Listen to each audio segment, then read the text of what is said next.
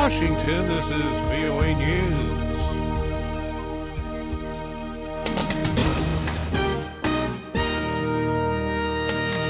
I'm Ray Kouguell reporting. A U.S. call to negotiate with Syria.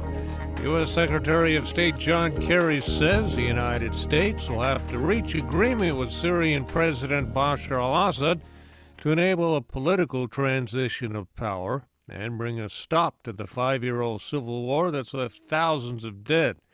Secretary Kerry spoke Sunday on CBS's Face the Nation. He did not specify what the terms of a potential agreement with Mr. Assad could include. We are working very hard with other interested parties to see if we can reignite a diplomatic outcome. Why? Because everybody agrees there is no military solution. There's only a political solution. A U.S.-backed attempt by the UN to mediate a truce between opposition groups and the Syrian government failed last year.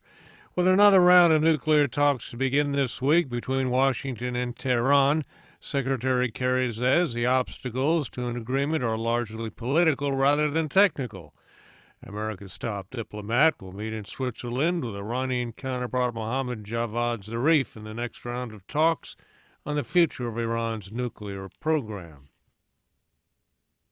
10 U.S. aid workers who may have been exposed to the Ebola virus in Sierra Leone are being evacuated to the United States.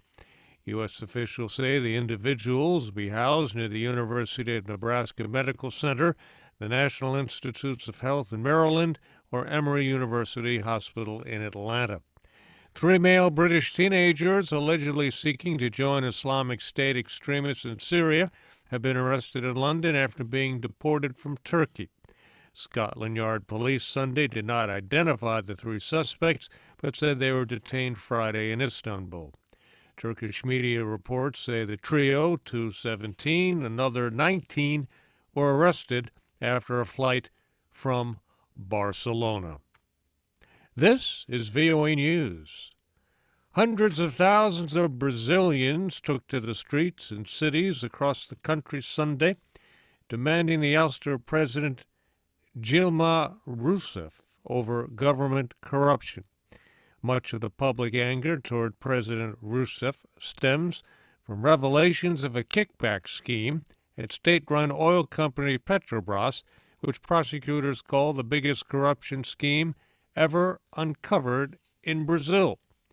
At least $800 million was paid in bribes and other funds by the nation's biggest construction and engineering firms in exchange for inflated Petrobras contracts. Dozens of political figures, including close allies of the president and former Petrobras executives, are under investigation.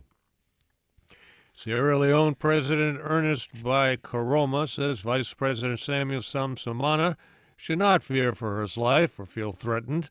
Samsumana went into hiding after his guards were suddenly disarmed and replaced without his knowledge or approval.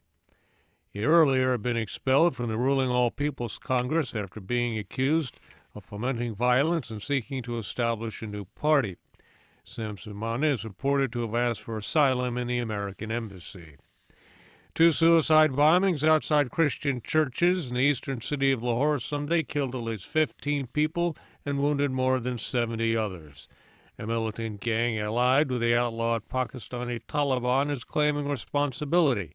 Ayaz Gul reports. The bombings minutes apart targeted a Catholic and a Protestant church in a majority Christian suburb, Yohanabad, where thousands of people had gathered for Sunday services.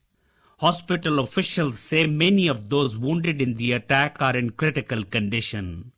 A senior Lahore police officer, Haider Ashraf, says 2 gunmen wearing suicide vests tried to shoot their way into the worship places. He said 1 police officer was killed and several others sustained injuries while successfully preventing the bombers from entering the prayer halls and limiting the damage. Ayaz Gul for VOA News, Islamabad. Police in the Midwest U.S. city of Ferguson, Missouri, have made an arrest in connection with last week's shooting of 2 police officers outside police headquarters. Both men were hospitalized and released. St. Louis prosecutor Robert McCulloch says 20-year-old Jeffrey Williams told authorities he was firing at someone with whom he was in a dispute, not at police officers. He has acknowledged his participation in firing the shots, or that in fact he did fire the shots that struck the two officers. Williams is charged with 2 counts of first-degree assault, 1 count of firing a weapon from a vehicle, and 3 counts of armed criminal action. Relief supplies are flowing into Vanuatu after a devastating tropical cyclone slammed into the South Pacific island nation late Friday and Saturday.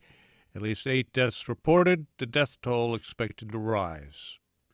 I'm Ray Kouguell in Washington. That's the latest world news from VOA.